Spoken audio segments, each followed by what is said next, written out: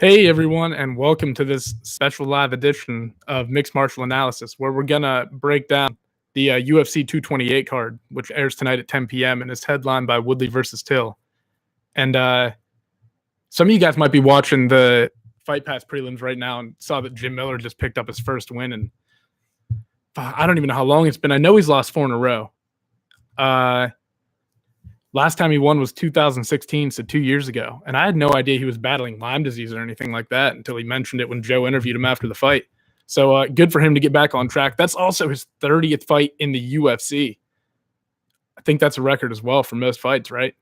But yeah, he just lost to Dan Hooker with that brutal knee. Dropped the fight to Francisco Trinaldo, Anthony Pettis. These aren't slouches that he's losing to, right? Dustin Poirier. All very talented guys, but 4 in a row is not good for anyone, right?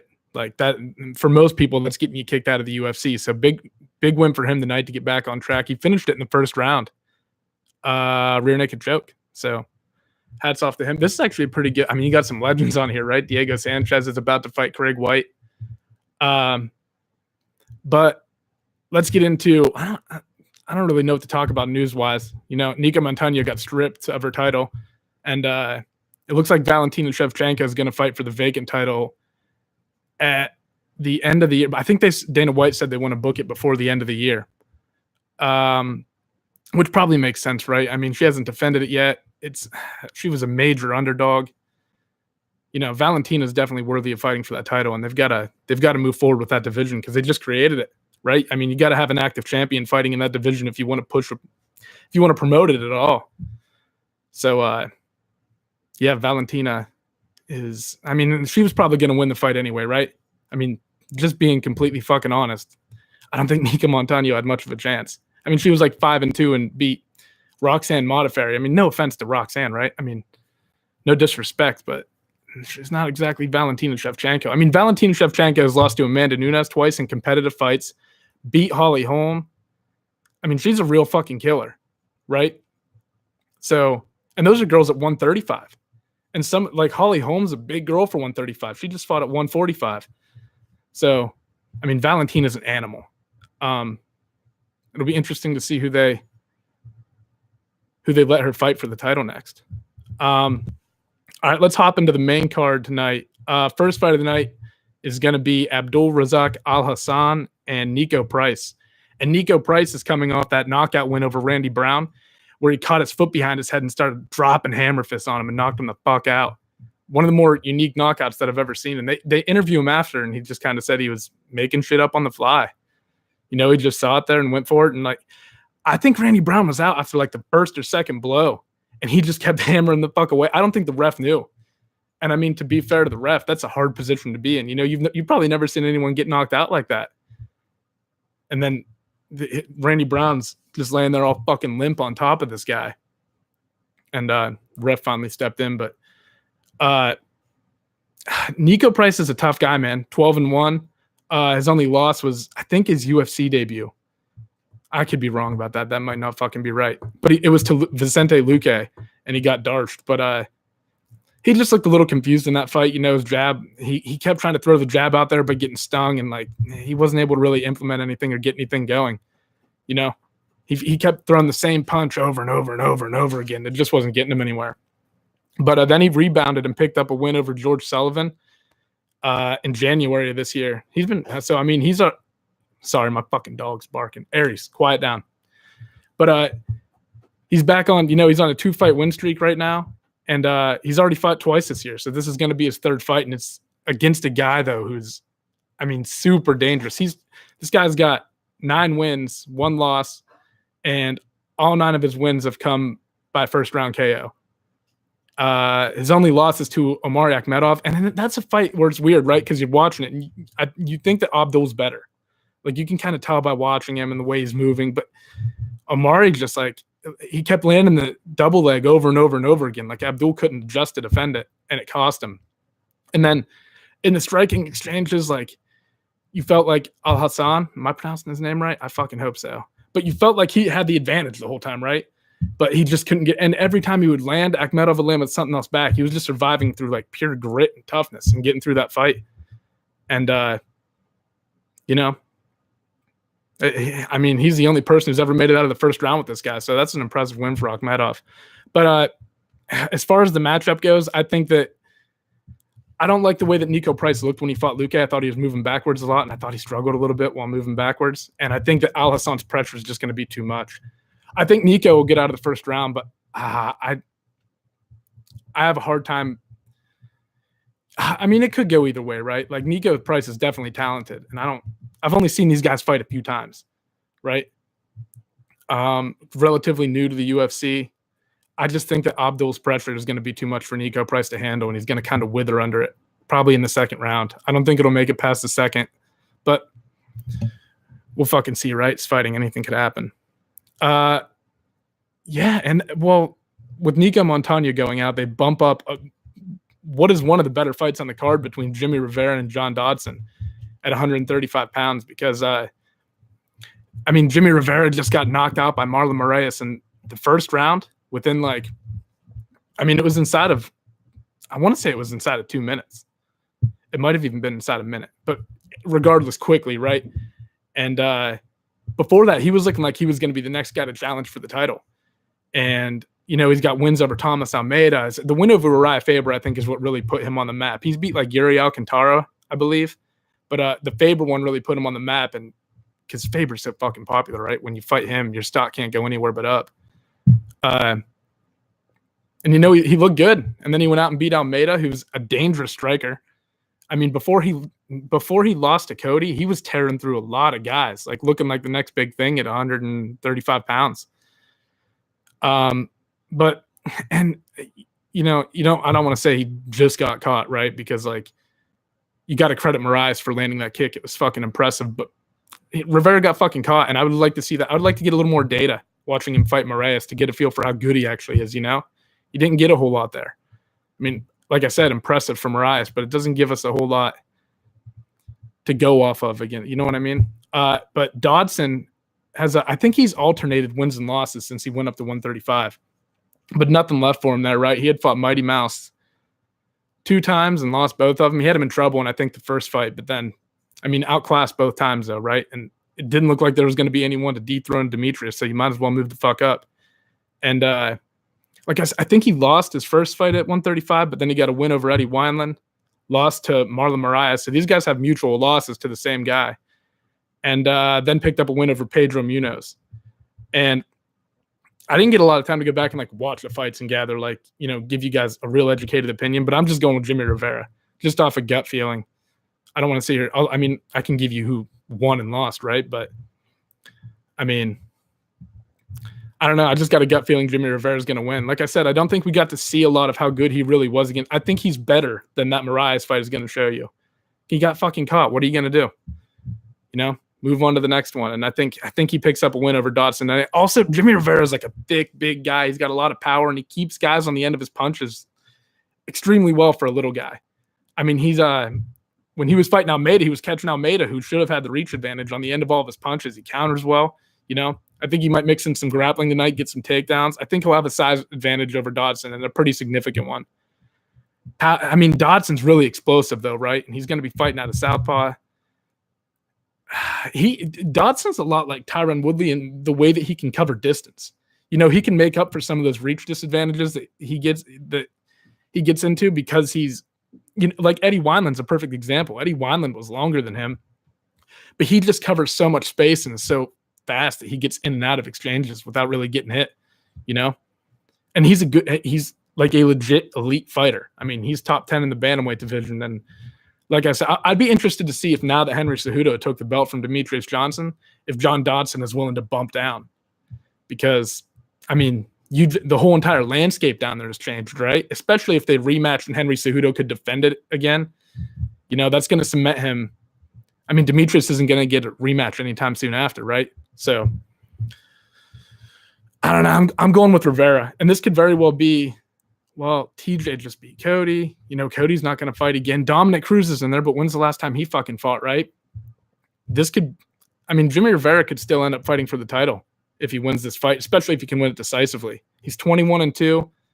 I I can't remember who his first loss was to, but the other ones to Moraes, like we just talked about. I don't know, just gut feeling. So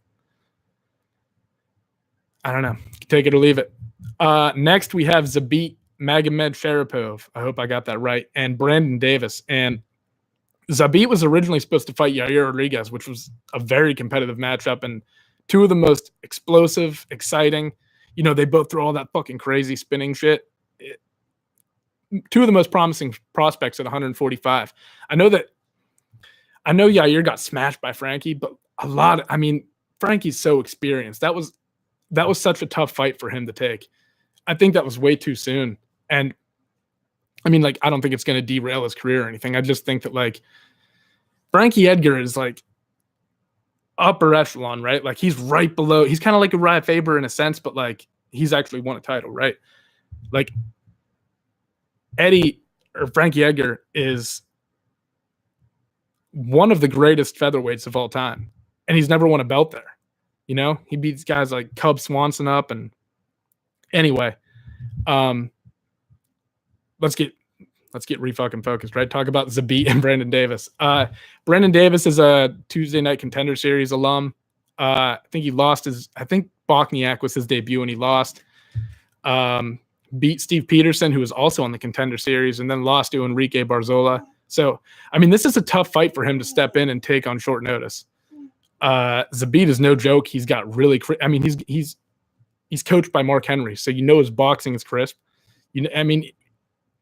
Zabit also represents what I think is like the future of MMA, really, not just the UFC. I mean, of MMA. You see him throw these like spinning crazy shit that like a lot of guys, when they throw it, it's uncontrollable.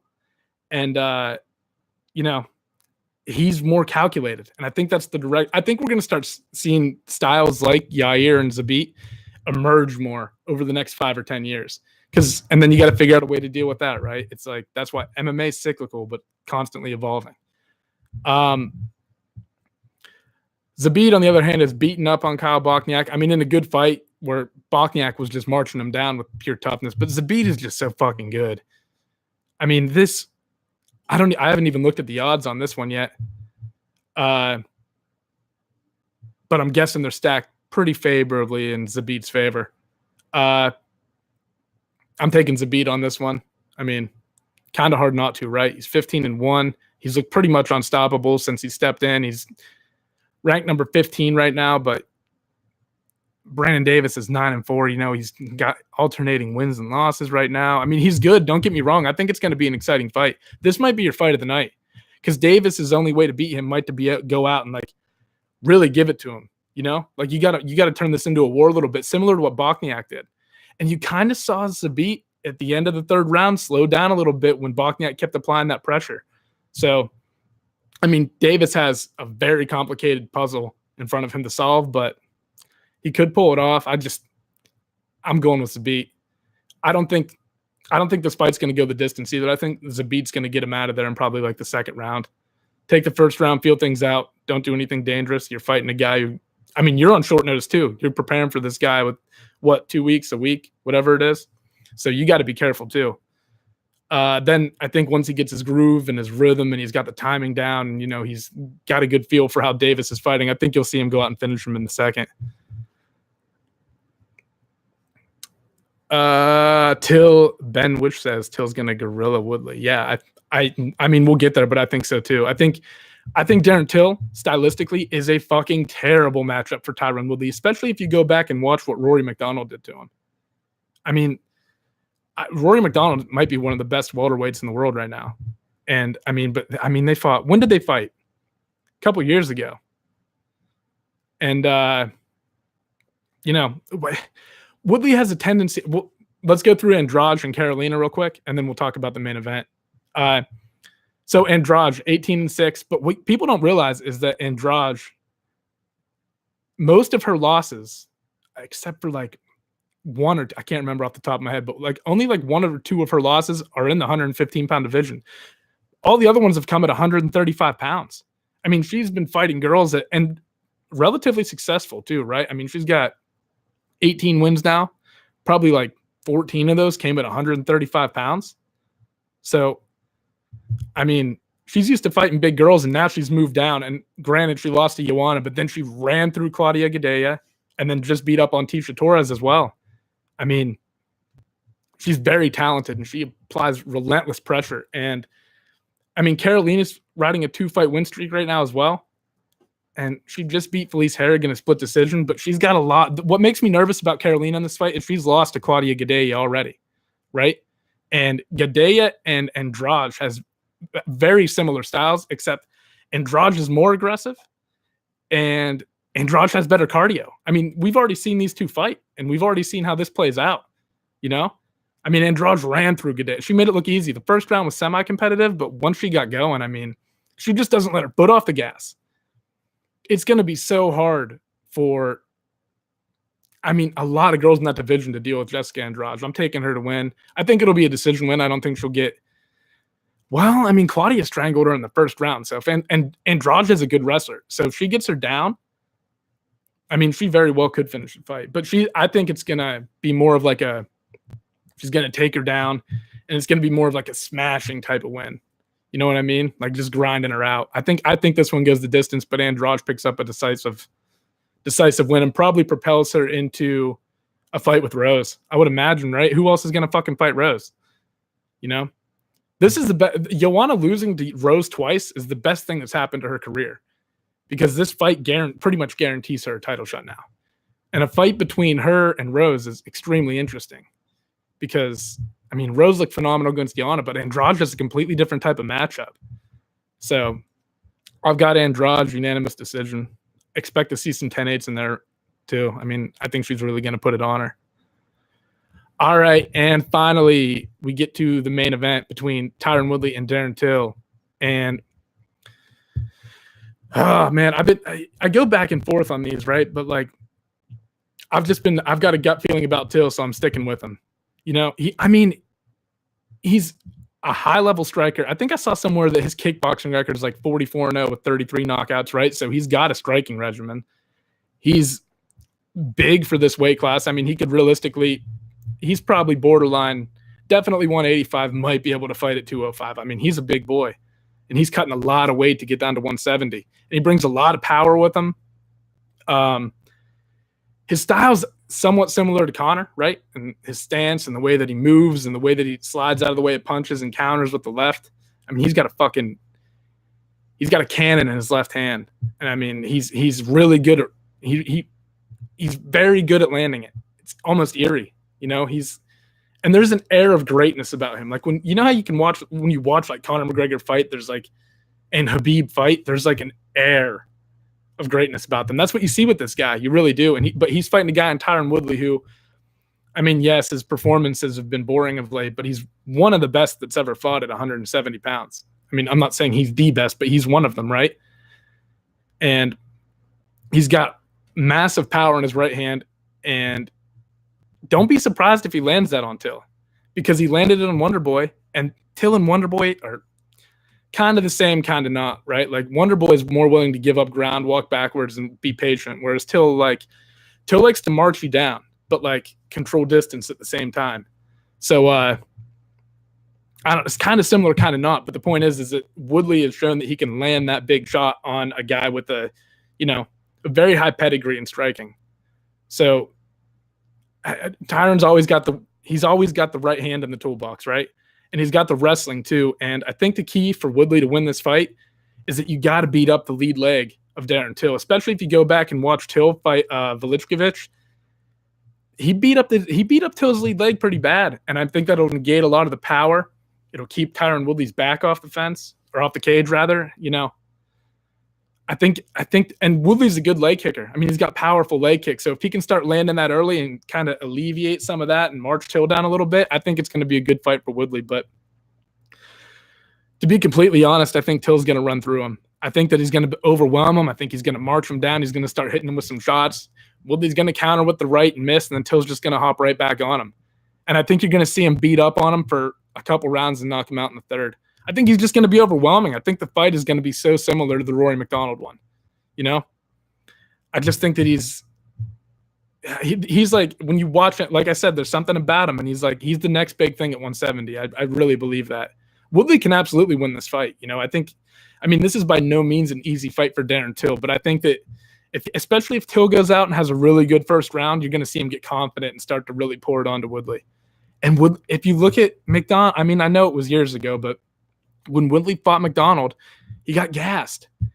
And this is a 5-round fight. And if you can apply that same amount of pressure and just like pepper him, you don't got to knock him out, you know, just pepper him and he'll wear down. I mean, that muscle, you gotta fuel it somehow, right? Like it needs air. He's gonna be sucking wind. Tyron Woodley is. I mean, I know he has good cardio, but if you're backing up constantly and constantly getting hit in the face, and I mean, we've seen him wear down before, and I think Till has the ability to do that again. Till's also just, I mean, Tyron Woodley. One of the things that people always talk about with him is his ability to cover distance, and I think it's going to come down to Till managing distance versus Woodley's ability to cover it. You know, like he's going to have. Till's going to have to stay out of the way of the power shots of Woodley, and that's not an easy thing to do when he's. You know, I mean, Woodley has knocked some people the fuck out before, but if I'm betting, I'm going Darren Till 3rd round KO. I got 5 G's to win on Till by KO. Well, if you win, you'll be cashing the fuck out, man.